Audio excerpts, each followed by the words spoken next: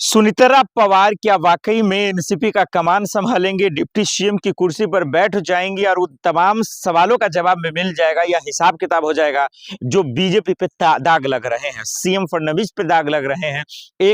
एकनाथ शिंदे से सवाल पूछा जा रहा है। महाराष्ट्र की राजनीति में दर्शकों कभी भी कुछ भी हो सकता है, कोई भी भूचाल मच सकता है, कोई भी बवाल हो सकता है, क्योंकि हमारा बाखूबी जानते हैं और परिचित हैं कि वहां किसी का मर्डर हो जाए, किसी की हत्या हो जाए, किसी की जान ले ली जाए, लेकिन सबसे प्यारी है कुर्सी, सबसे प्यारा है पार्टी, सबसे प्यारी है विधायक की कुर्सी, विधायक का जो है समर्थन।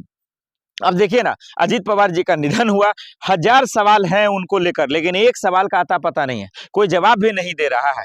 और इस बीच में अब सुनीता पवार जी को लेकर एक सियासी बहस छिड़ गई है उनके बीच में और शरद पवार जी को लेकर।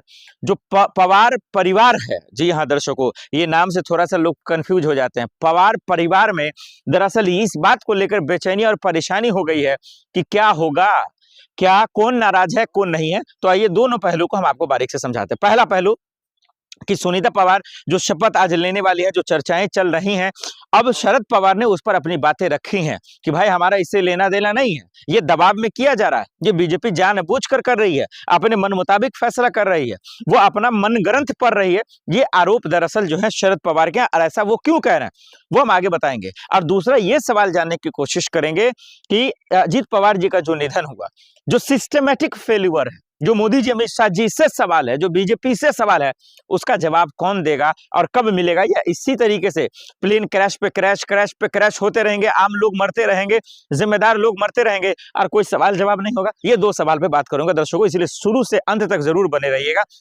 ताकि पूरी बातें समझ में आ जाए आप लोगों को, कम से कम जो भी इस वीडियो को देख रहा है। अब बाकी किसी को नहीं देखना तो वो एक अलग मर्जी है, ये आपका स्वतंत्र है आप। आइए सबसे पहले समझते हैं।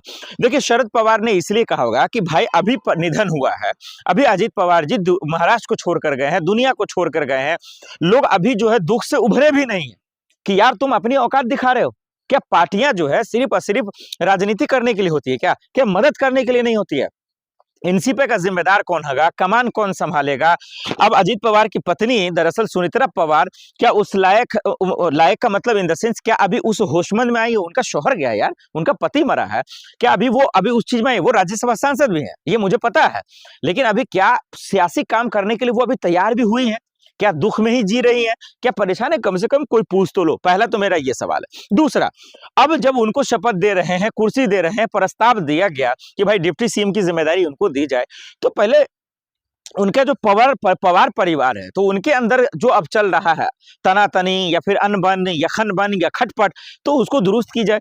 अब शरद पवार इस बीच में आ रहे हैं कि भाई साहब, उनसे जब पूछा गया तो शरद पवार जो आप जानते ही हैं, यानी एनसीपी गुट भी दो भागों में बटा, शिवसेना भी दो भागों में बटा, वहां भाई सिर्फ पार्टियां बंटवारा ही करती है, सबको अपना अपना हक चाहिए, लेकिन कोई जनता का हक की बात नहीं कर रहा है, सबको अपनी कुर्सी की मलाई चाहिए। ये चीज हम तो देख रहे हैं। खैर, अब शरद पवार जी का कहना है कि भाई हमसे बातचीत नहीं हुई और ये सुनीता परिवार को जो शपथ दिलाया जा रहा है ये किसी काम का नहीं है, उससे अच्छा इस पर रोक लगा दो, क्योंकि ये दबाव में किया जा रहा है।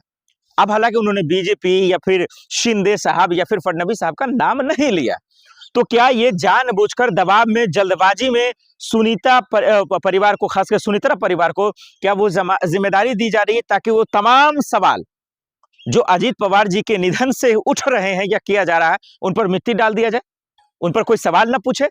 क्या ये यही चाहती है? तो फिर ये ठीक नहीं है। ये फिर शरद पवार का ये गुस्सा जायज है। फिर ये शरद पवार हो या उद्धव ठाकरे हो या कोई भी हो, संजय राउत जी हो, उन तमाम लोगों की नाराजगी ये जायज है।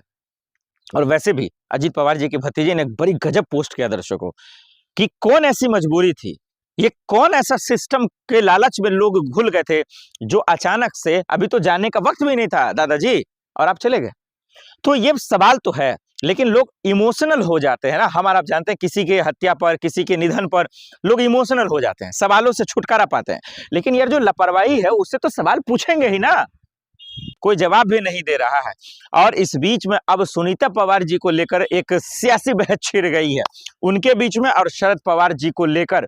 जो पवार परिवार है, जी हाँ दर्शकों, ये नाम से थोड़ा सा लोग कंफ्यूज हो जाते हैं। पवार परिवार में दरअसल इस बात को लेकर बेचैनी और परेशानी हो गई है कि क्या होगा, क्या कौन नाराज है कौन नहीं है। तो आइए दोनों पहलू को हम आपको बारीक से समझाते हैं। पहला पहलू कि सुनीता पवार जो शपथ आज लेने वाली है, जो चर्चाएं चल रही हैं, अब शरद पवार ने उस पर अपनी बातें रखी हैं कि भाई हमारा इससे लेना देना नहीं है, ये दबाव में किया जा रहा है, ये बीजेपी जानबूझकर कर रही है, अपने मन मुताबिक फैसला कर रही है, वो अपना मनगढ़ंत पढ़ रही है। ये आरोप दरअसल जो है शरद पवार के हैं, और ऐसा वो क्यों कह रहे हैं वो हम आगे बताएंगे। और दूसरा ये सवाल जानने की कोशिश करेंगे कि अजीत पवार जी का जो निधन हुआ, जो सिस्टमेटिक फेल्यूर है, जो मोदी जी अमित शाह जी से सवाल है, जो बीजेपी से सवाल है, उसका जवाब कौन देगा और कब मिलेगा? या इसी तरीके से प्लेन क्रैश पे क्रैश, क्रैश पे क्रैश होते रहेंगे, आम लोग मरते रहेंगे, जिम्मेदार लोग मरते रहेंगे और कोई सवाल जवाब नहीं होगा? ये दो सवाल पे बात करूंगा दर्शकों, इसलिए शुरू से अंत तक जरूर बने रहिएगा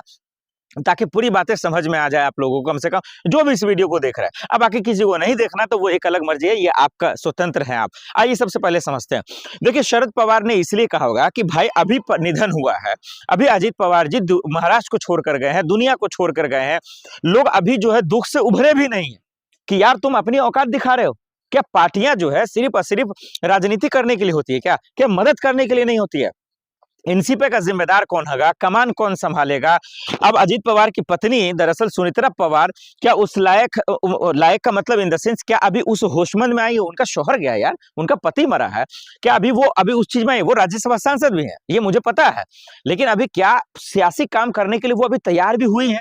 क्या दुख में ही जी रही है? क्या परेशान है? कम से कम कोई पूछ तो लो। पहला तो मेरा ये सवाल है। दूसरा, अब जब उनको शपथ दे रहे हैं, कुर्सी दे रहे हैं, प्रस्ताव दिया गया कि भाई डिप्टी सीएम की जिम्मेदारी उनको दी जाए, तो पहले उनका जो पवार परिवार है, तो उनके अंदर जो अब चल रहा है तनातनी या फिर अनबन या खनबन या खटपट, तो उसको दुरुस्त की जाए। अब शरद पवार इस बीच में आ रहे हैं कि भाई साहब, उनसे जब पूछा गया तो शरद पवार जो आप जानते ही हैं, यानी एनसीपी गुट भी दो भागों में बटा, शिवसेना भी दो भागों में बटा, वहां भाई सिर्फ पार्टियां बंटवारा ही करती है, सबको अपना अपना हक चाहिए, लेकिन कोई जनता का हक की बात नहीं कर रहा है, सबको अपनी कुर्सी की मलाई चाहिए। ये चीज हम तो देख रहे हैं। खैर, अब शरद पवार जी का कहना है कि भाई हमसे बातचीत नहीं हुई और ये सुनीता परिवार को जो शपथ दिलाया जा रहा है ये किसी काम का नहीं है, उससे अच्छा इस पर रोक लगा दो, क्योंकि ये दबाव में किया जा रहा है। अब हालांकि उन्होंने बीजेपी या फिर शिंदे साहब या फिर फडणवीस साहब का नाम नहीं लिया, तो क्या ये जानबूझकर दबाव में, जल्दबाजी में सुनीता परिवार को, खासकर सुनीता परिवार को क्या वो जिम्मेदारी दी जा रही है ताकि वो तमाम सवाल जो अजीत पवार जी के निधन से उठ रहे हैं या किया जा रहा है उन पर मिट्टी डाल दिया जाए, उन पर कोई सवाल ना पूछे? क्या ये यही चाहती है? तो फिर ये ठीक नहीं है। ये फिर शरद पवार का ये गुस्सा जायज है। फिर ये शरद पवार हो या उद्धव ठाकरे हो या कोई भी हो, संजय राउत जी हो, उन तमाम लोगों की नाराजगी ये जायज है। और वैसे भी अजीत पवार जी के भतीजे ने एक बड़ी गजब पोस्ट किया दर्शकों कि कौन ऐसी मजबूरी थी, ये कौन ऐसा सिस्टम के लालच में लोग घुल गए थे जो अचानक से, अभी तो जाने का वक्त भी नहीं था दादाजी और आप चले गए। तो ये सवाल तो है, लेकिन लोग इमोशनल हो जाते हैं ना। हमारा आप जानते हैं किसी के हत्या पर, किसी के निधन पर लोग इमोशनल हो जाते हैं, सवालों से छुटकारा पाते हैं, लेकिन यार जो लापरवाही है उससे तो सवाल पूछेंगे ही ना।